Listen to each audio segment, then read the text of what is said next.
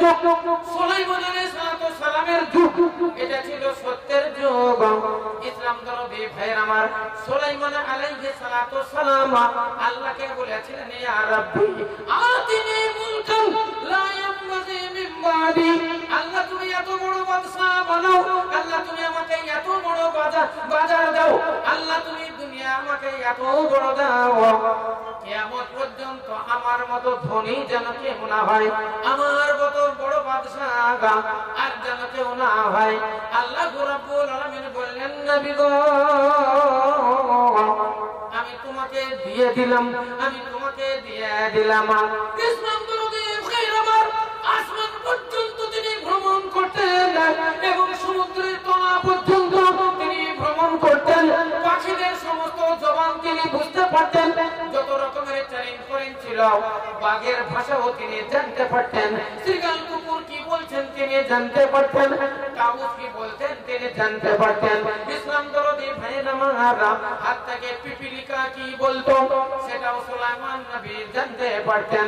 সমুদ্রের নিকটে গেলে সমুদ্র ডাক দিয়ে বলতো, ও সুলাইমান আমার ভিতরে এই খাজানা রয়েছে, আমার ভিতরে এখানে হীরা আছে, এইখান করে মানিক রয়েছে, মুক্তা রয়েছে, তুমি উঠিয়ে নিয়ে যাও, তুমি উঠিয়ে নিয়ে যাও।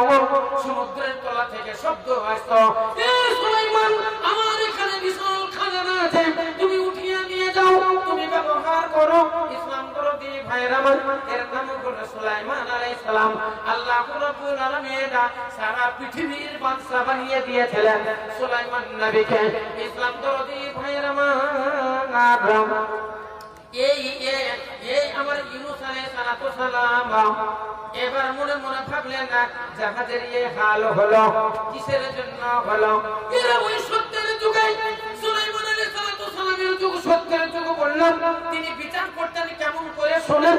যখন কোন আসামি আর বাদী দুইজনা যখন সুলাইমানের দরবারে চলে আসতো, একজন বলতো, হুজুর আমার উপরে অত্যাচার করেছে, জুলুম করেছে, আমার এই মারফড় করেছে, আমার স্ত্রী পুত্রের উপরে অত্যাচার করেছে, মেরেছে, আমাকে আমার এই জিনিসটা মানে হড়প করে নিয়েছে। তখন তারা দুইজনাকে তিনি ডানে আর বামে খাড়া করে দিতেন আর আল্লাহর কাছে দোয়া করতেন, আল্লাহ এর ফয়সালার ব্যবস্থা তুমি করো। আকাশ থেকে ঝনঝন ঝনঝন করে শব্দ হতো, জিনজিরের একটা শব্দ হতো, আর সোনার জিনজির আসমান থেকে নেমে চলে আসতো। আর সুলাইমান নবী বলতেন, ওই জিনজিরটা ধরো, যেই জিনজিরটা ধরতে পারতো সে হলো নিষ্পাপ, সে হলো বাদী, আর যে ধরতে পারতো না সে হলো আসামি। আসামি হাত দিতে গেলে জিনজির উপর দিকে চলে যেত, আর বাদী যেমনই হাত দিত তেমনি জিনজির নিচে নেমে চলে আসতো, হাতে চলে আসতো। তিনি জানতেন এই হলো আসামি আর এই হলো বাদী। তখন তিনি বিচার করতেন। এই বিচার ছিল, এই যুগ ছিল সত্যের যুগ। তো ওই যুগটাও ওই রকমই ছিল, সত্যের যুগ। এবার ওরা সবাইকে বলে, এই জাহাজে কারা আছো, জাহাজে যত যাত্রী আছো বলো, কে পাপ করেছো, কে ভুল করেছো, কে অন্যায় করে আমাদের এই জাহাজে চেপেছো? কেউই কিছু বলে না। বলেন তো কেউ কি বলবে আমি পাপ করেছি? কেউ কিছু বলবে আমি চুরি করেছি? কেউ বলে না। জাহাজের ড্রাইভার এবং হেল্পার আর ও জাহাজের যারা যাত্রী তারা সব বিভ্রান্ত হয়ে গেল। মনে হচ্ছে জাহাজে এখনই ডুবে যায়, সমুদ্রের অতল তলে তলিয়ে যাবে।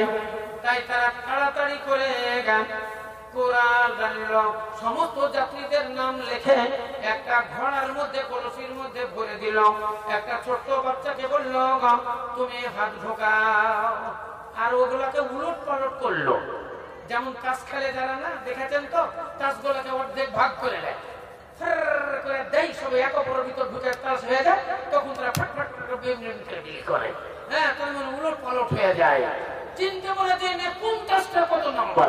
তো ওই রকমের হাড়ির ভিতরের যত রুক্কা, সমস্ত রুক্কা কানাকে উলট পালট করে দিয়ে একটা ছোট্ট বাচ্চা হলে হাত ঢুকাও।